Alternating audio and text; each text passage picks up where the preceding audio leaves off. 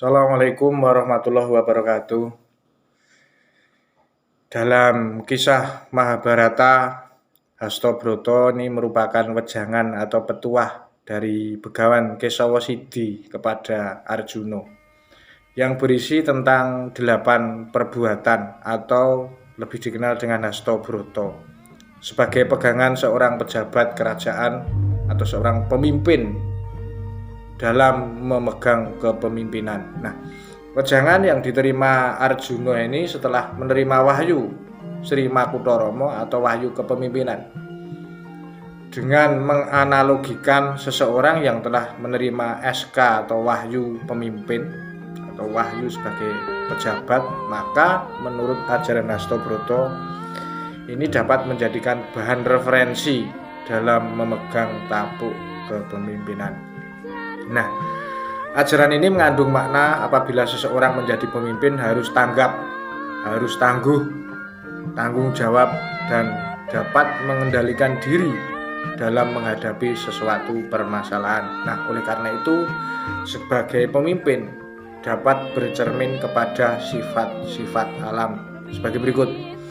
1 adalah sifatnya seperti srengenge atau matahari. Nah, dalam bahasa Jawa, matahari ini bersifat adalah atau pambegane satriya lan narendra, nulato marang Sang Hyang Surya utawa srengenge.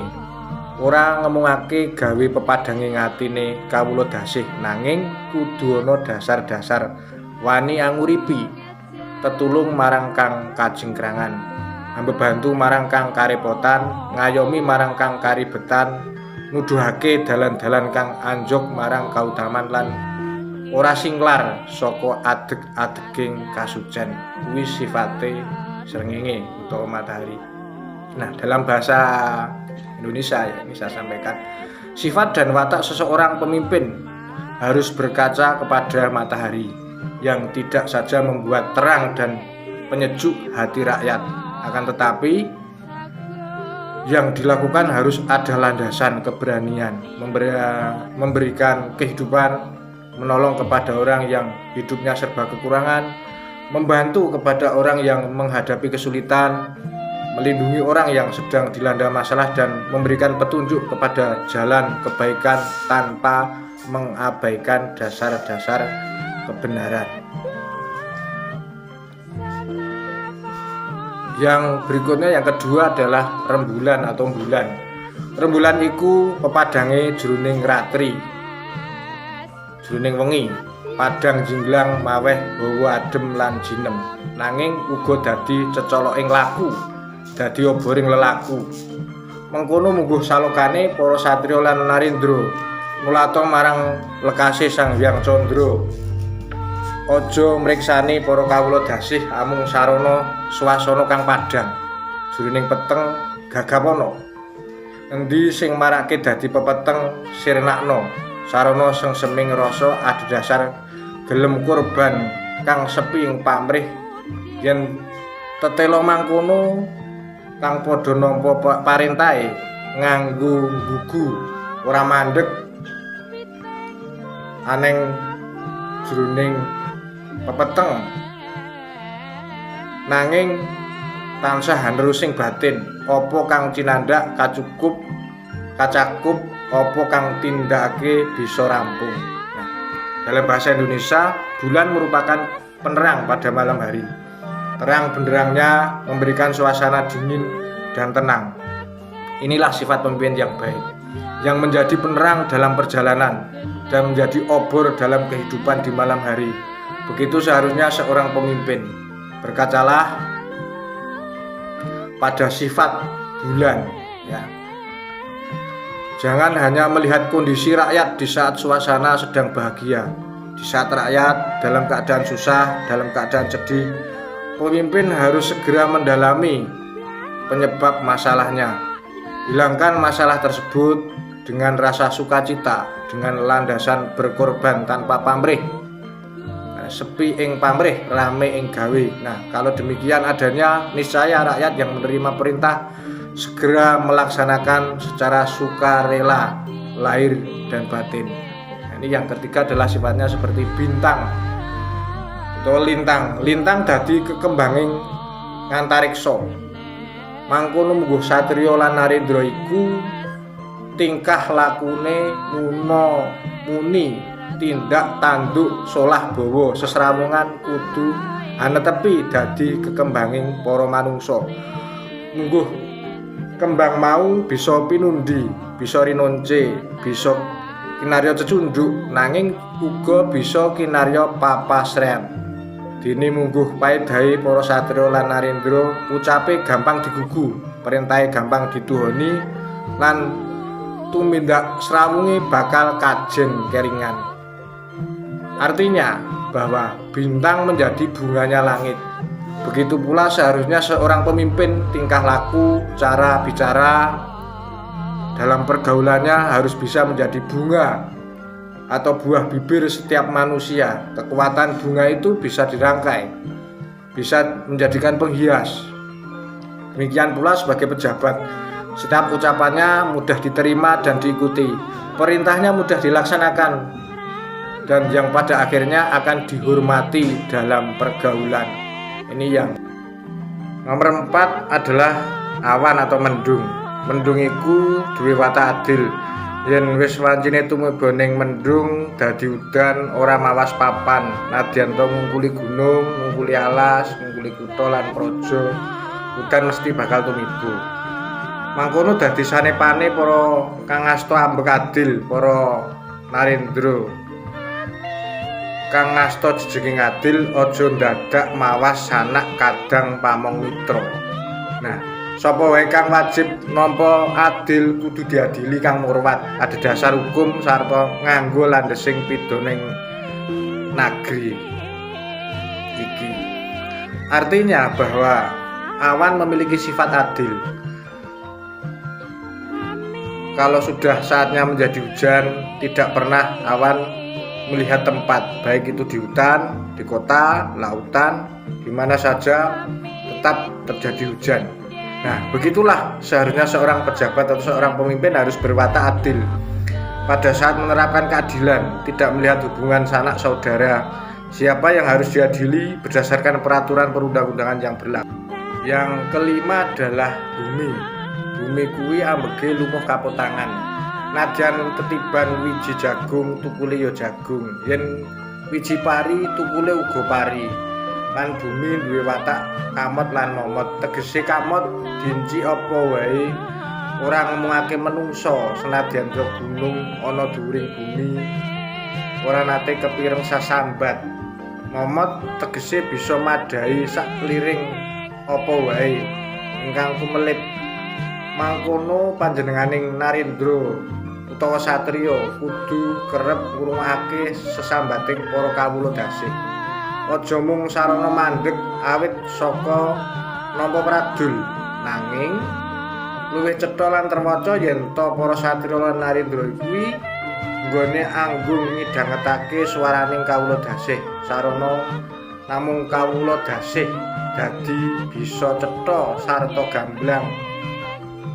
Wekasan bisa momot lan kamot. Kuwi watake bumi. Nah, artinya bahwa bumi sifatnya tidak merasa diutangi. Apa saja yang datang akan diterima dan tidak pernah menggerutu atau sambat. Demikian halnya seorang pemimpin harus sering mendengarkan keluh kesah dari rakyatnya dan jangan hanya mendengarkan lewat orang lain. Oleh karena itu, agar memperoleh informasi yang jelas, harusnya pemimpin menyelidiki secara diam-diam dengan berperan sebagai rakyat biasa. Bagaimana yang sebenarnya? Nah, inilah sifat bumi. Nah, seorang pemimpin juga harus memang berwatak seperti bumi. Yang keenam adalah seorang pemimpin bersifat seperti api atau geni. Geni duweni watak pambrasta, brasta sapa wae kang nulayani angger-anggering bawana agung. Mengkono satriya lan Narendra kudu wani amunah satru sekti, satru ingkang angkara murka, pemalaning jagat kang bakal gawe karusakan, kang bakal gawe dredah sarta tansah gawe unar ana jroning bebrayan. Nah, artinya bahwa pemimpin bersifat seperti api yang memiliki sifat memberangus. Sebagai pemimpin harus berani memberantas kejahatan yang akan berbuat keonaran, kerusuhan, yang akan membuat huru-hara, dan yang akan selalu mengancam kehidupan berbangsa dan bernegara ini. Yang ketujuh adalah seorang pemimpin bersifat seperti air atau banyu. Banyu iku gumelaring dadi panguripan. Ing endi-endi papan ana banyu, mesti ana panguripan. Senajan to ana ing pucuking gunung, senajan to ana ing samudra, ana ing entak-entak dadi bulak, nanging tesih ana banyu dadi panguripan. Nanging yen ing kono ana banyu, kabeh sayekti bakal urip. Dene kang kasebut panguripan iku mengkene. Ora nemuake makhluk kang sifat menungso ya, kalebu uriping kewan, kutu-kutu walang toga, apa dene uriping tetukulan, tetanduran. Lumadening para satriya lan narendra kudu bisa anguripi samubarang lir sadengah papan marang sapa wae kang wajib diuripi. Nah, artinya bahwa air itu menjadi pemberi kehidupan, di mana seorang pemimpin juga seperti itu. Di mana ada air, di situ pasti ada kehidupan. Walau di puncak gunung, di pesisir, samudra ataupun di rawa-rawa, sekalipun kalau ada air pasti ada kehidupan. Yang dimaksud kehidupan tidak hanya untuk manusia. Seorang pemimpin harus paham, termasuk hewan dan tumbuhan. Oleh karena itu, sebagai seorang pemimpin harus dapat memberi kepada bawahannya atau memberikan kepada bawahannya atau rakyatnya suatu jalan atau sarana untuk kehidupan yang memang pantas untuk menerimanya. Inilah sifat pemimpin yang baik. Yang kedelapan atau yang terakhir adalah seorang pemimpin harus berwatak seperti angin. Nah, tegese angin bisa manjing ajur-ajur, ingkang dikarepake bisa manjing ajur-ajur kaya mengkene, rek ning cahyaning para kawula mau kadhapuk ana pirang-pirang peperangan. Ya ana kang asifat brahmana, ana kang asifat adrajat sudra lan sak piturute tetelune kang padha nglungguhi kasta dewi-dewi mau. Yen narendra lan satriya kudu bisa mamet krana anggene tansah ing sesama. Para brahmana bakal anteng nggone amuja semedi yen kayoman dening katentremaning pangembating praja. Para wasiya bakal lumadi nggone nindakake pakaryan ing saben dina tansah kayoman dening katentreman.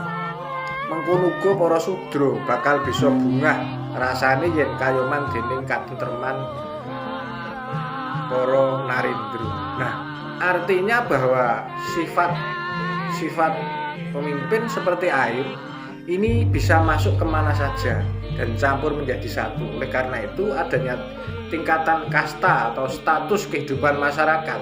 Maka sebagai seorang pemimpin harus dapat mengambil hati kepada siapapun tanpa kecuali.